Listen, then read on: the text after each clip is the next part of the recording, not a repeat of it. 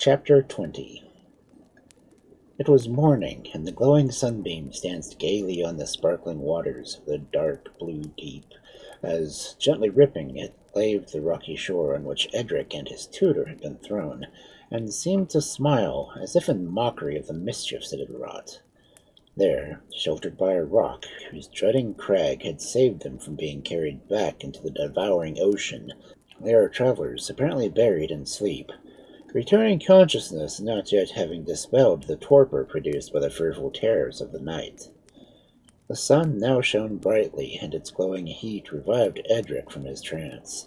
Slowly and heavily he unclogged his languid eyes, and, forgetting where he was, attempted to rise.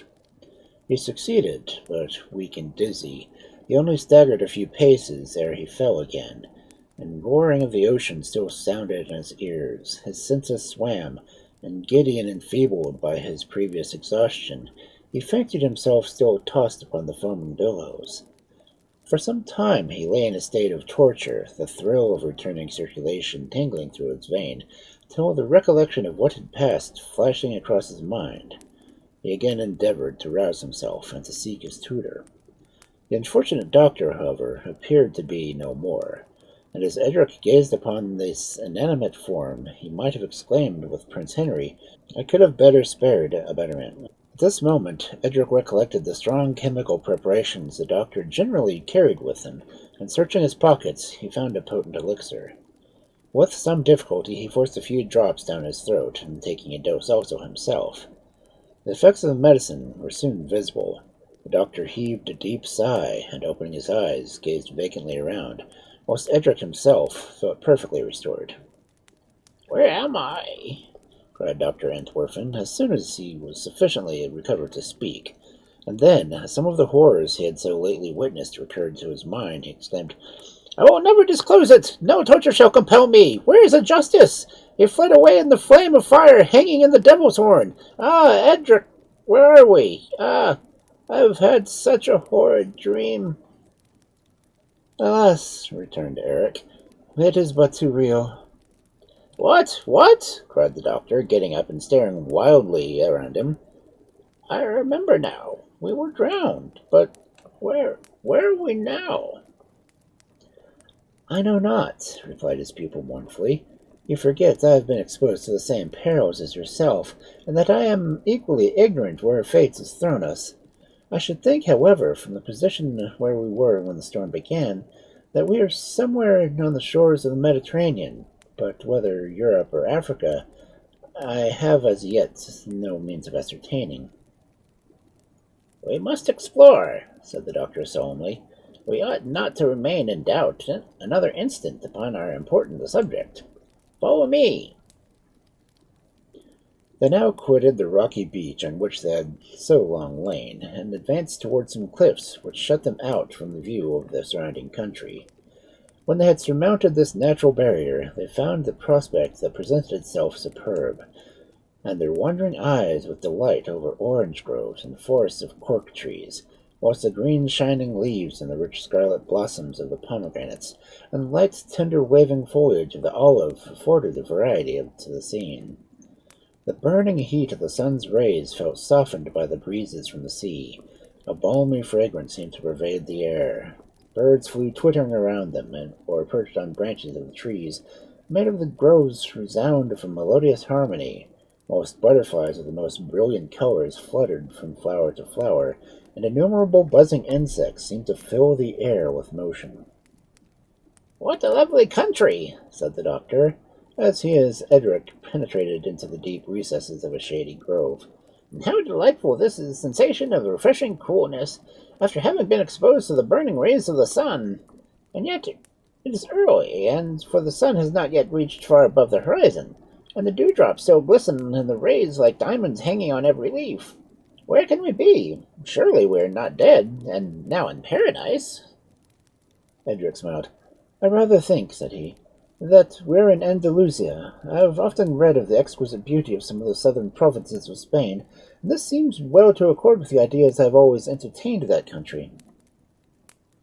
They now approached what appeared to be a cemetery, which was tastefully adorned with weeping willows hanging over the graves, whilst roses and thousand beautiful flowering shrubs, flourishing in the wild luxuriance from the genial nature of the climate, spread around and gave this receptacle mouldering remains of mortality the aspect of a blooming garden. "How different from the pyramids!" exclaimed the doctor and Edric at the same moment. "The tombstones seem to have inscriptions upon them," continued the former, after a short pause. "Let us approach and examine them. They will at least declare which country we are in by the language in which they may be written." The idea struck Edric as feasible, and they entered the cemetery. "You're right, Edric," said the doctor. "We are in Spain, for here lies the mortal remains of Don Alfonso, the mighty hero from the Bourbon race, who, you doubtless remember, was the first that conquered the northern part of Africa and transferred the seat of the Spanish Empire to Fez. Contributed so powerfully to the civilization and conversion of the Christianity for all that vast country." "And who also destroyed Spain as a monarchy by doing so," added Edric. "It is true," replied the doctor, "that Spain, finding itself too mighty for Providence, shook off its consequence of the yoke and its descendants and erected its present republic, which it most probably would never have done if the seat of government had remained at Madrid.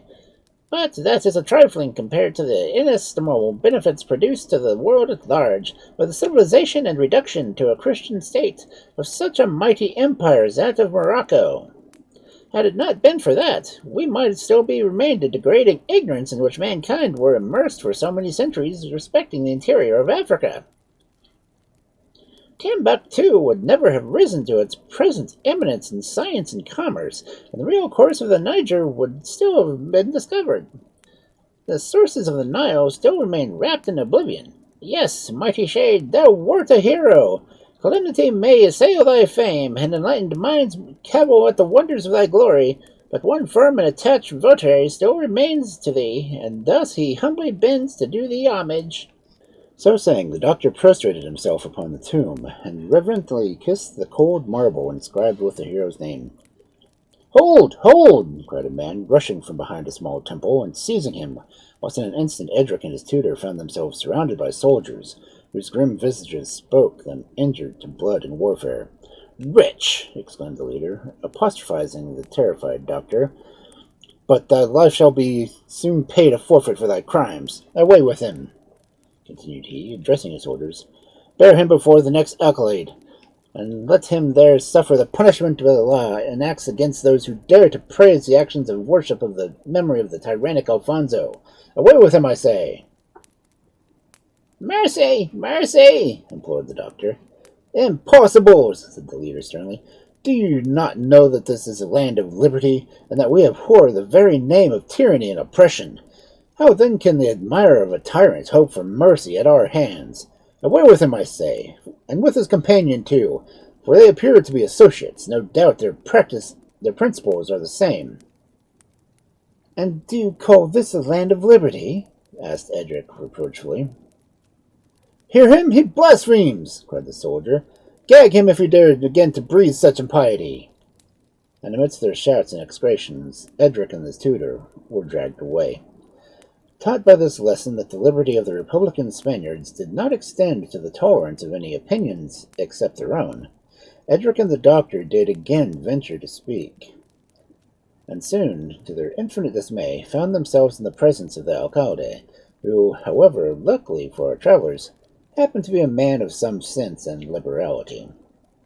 He smiled when he heard the substance of the facts gravely stated against the prisoners.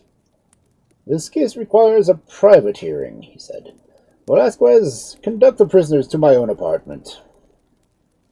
"We will have no private hearing," clamored the people and the soldiers. "The crime was public, and the punishment should be too. We will not be gulled."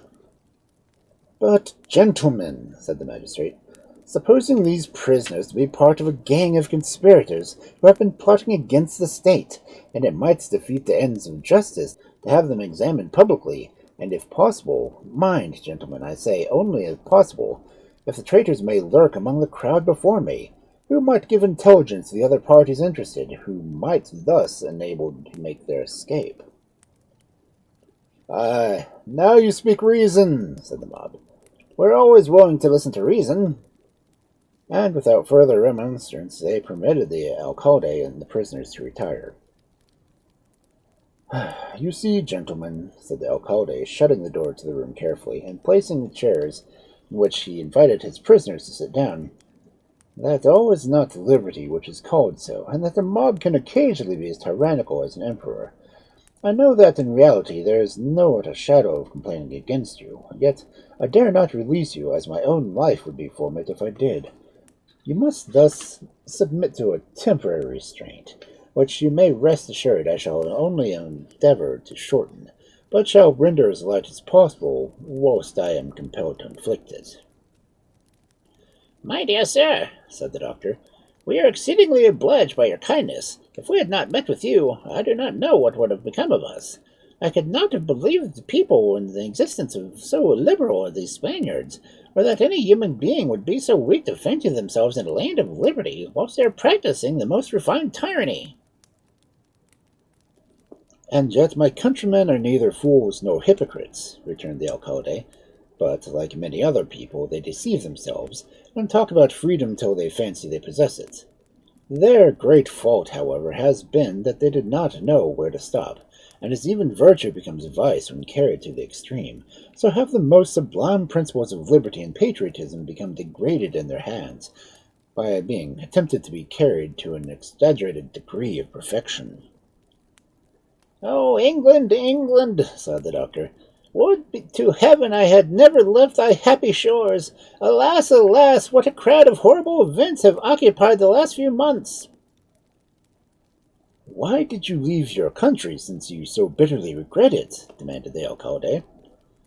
"Because we could not be contented," replied Edric. "Devoted from my earliest youth to the pursuits of science, I craved ardent for knowledge denied to mortals. I aspired to penetrate into the profoundest secrets of nature, and burnt to accomplish wishes destined never to be realized. The desire of seeing foreign countries also filled my soul. I longed to travel, and to acquire new ideas and meet with strange and wonderful adventures. I sickened of the quiet and tranquillity of "Give me change," cried I in badness. "Give me variety," I asked no more. Even for the wretchedness itself were better to bear than this tiresome, unvarying uniformity. The unreasonableness of my wishes deserved punishment, and I have been cursed with the very fulfillment of my wishes. "Is this gentleman also a votary of science?" asked the alcalde, who had appeared musing whilst Edric spoke. "What a question!" exclaimed the doctor, in a transport of indignation. "What! Has my whole life been devoted to scientific pursuits? Have I deprived myself of rest and almost of food, and wasted the midnight lamp in bringing to perfection some of the most sublime discoveries ever vouchsafed by man? To be insulted suited with such a doubt as that? Now, sir, that you see before you Dr. Entwerfen, the fortunate adventurer of the immortalizing snuff, one pinch cures all diseases by smell, the discoverer of the capability of cartouche being applied to aerial purposes, and the maker of the most tremendous and powerful galvanic battery ever yet beheld by mortal." "Then you are the very man I want," said the alcalde. "Go to prison contentedly, and rest satisfied that your confinement will be of very short duration. In a day or two I will see you, and explain the project I have conceived for your deliverance." So saying, he summoned his guards, and ordering them to convey the travelers to prison, the doctor and Edric were dragged away, and being immured in separate dungeons, were left there to ruminate upon the varied and busy scenes in which they had been so lately engaged. Sadly and heavily passed the time, yet days and weeks rolled on ere they saw the alcalde. At length, when they had just begun to despair, they were reconducted to his presence. "Do you understand the management of an electrical machine?" asked he abruptly. "Certainly," cried the doctor, transported with joy at the question, for Edric, who was half blinded by the sudden change from his gloomy prison to the broad light of day, had sufficiently recovered himself to reply. "Then it is within your own power to free yourselves," continued the alcalde. "The principal general of the army stationed here is ill. A powerful party exists against him who wish his death, at the head of whom stands the leader who was the cause of your being taken into custody. The general himself is mere nonentity, but the opposite party to which I belong wish to save his life, and his name affords a sanction under which they can act. He is now ill of a palsy, and has been recommended to try the effects of an electric shock. A machine has been with difficulty procured in the remote district, but the philosopher of the army being lately dead, and another not having yet been appointed, no one here knows how to apply it. Now if you— Say no more, said the doctor, interrupting him, in a transport of light. Say no more, I see. I comprehend the whole. I shall restore him and receive my liberty as a reward. Nay, more. I shall obtain immortality amongst the Spaniards for my deed. Their poets will sing of my fame, and the historians will pause upon the fact. You will undertake it, then, said the alcalde, and reading the indignant affirmation in the doctor's looks, he led the way to a camp at a short distance from the village, where the paralytic general was sitting in a kind of throne, placed without his tent and surrounded by the principal officers of his staff, the electrical machine, a large, clumsy, heavy-looking thing, standing before him. The doctor looked with dismay at this unwieldy apparatus, so different from his own neat, powerful compendium of science, as he was wont to call it, and saw the infinite horror that even its construction was totally different from those he had been accustomed to. His natural vanity and presumption, however, revolted from making this mortifying acknowledgment, particularly after the boasts he had been indulging in to the alcalde, and relying upon his general knowledge of principles of science, he walked boldly up to the machine, with as much composure and self-confidence as though he had been accustomed to the management of it all his life. The considerable trepidation, however, crept over him as he examined and found its movement intricate and complicated to the extreme, and his hands trembled, and a thick film came over his eyes as he attempted to charge and to adjust the cylinder. No time, however, was allowed for deliberation. He was ordered to apply it instantly, and terrified by the recollection of the prompt manner in which the Spaniards were accustomed to make themselves obeyed, and the already long and severe imprisonment he had undergone. He set in motion an unlucky wire, however, which he did not quite understand, and pointed upwards. Then he tried in vain to arrange it. Again he tried, but instantly fell to the ground by a tremendous shock, whilst a loud crash of thunder burst with violence over his head, and a vivid flash of lightning proclaimed that the ill-managed machine had drawn down the electric fluid from the heavy cloud that happened unfortunately to be just above them, upon the head of the unfortunate general, whom it scorched to a cinder, leveling some of the officers to the earth, and scattering the rest in all directions. For a moment the doctor himself was blinded by the sudden light, and when he recovered his sight, the first thing that met his eyes was his friend the alcalde sticking fast by the skirts of his coat on a hedge. Terrified at the mischief he had done, the first impulse of the learned doctor was to run away, but, notwithstanding the general confusion and dismay, the first imitation he showed of his design drew round him a crowd of soldiers, like peasants around a mad dog, who seemed to think of him as little entitled to mercy as he had really been one of the unfortunate animals. "Cut him down!" cried one. "Blow his brains out!" shouted another. "Chop off his head!" screamed the third, and summary punishment would have instantly have been inflicted if the alcalde, who in the meantime had contrived to extricate himself from the uncomfortable situation, and had not interfered. "Villain!" cried he, as soon as he had recovered his breath, for, being rather fat, he found himself flying exercise too violently to suit his taste. "Is this the manner in which you treat me? Was it for this I brought you to the camp, and would have made your fortune? Wretch that you are, hanging too good for you, and palming his live mercy is what you deserve. Away with him to prison. He merits not death, so easy a way would give him. Carry him back to his dungeon, and let him there wait punishment as the council may judge fit, for killing a general and frightening an alcalde out of his senses."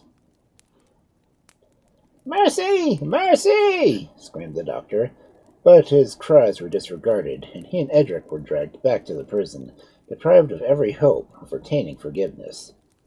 Sadly and silently passed the hours of his gloomy abode, for the doctor and his pupil were now admitted to be together. Little communication took place between them, as though Edric was too good-natured to upbraid his unfortunate companion, yet it was past the power of human nature not to feel enraged at the folly that had drawn them into this disagreeable situation. The poor doctor, however, needed not to be upbraided, for he reproached his own conscience for more bitter than any Edric could have lavished upon him. "I am lost!" cried he.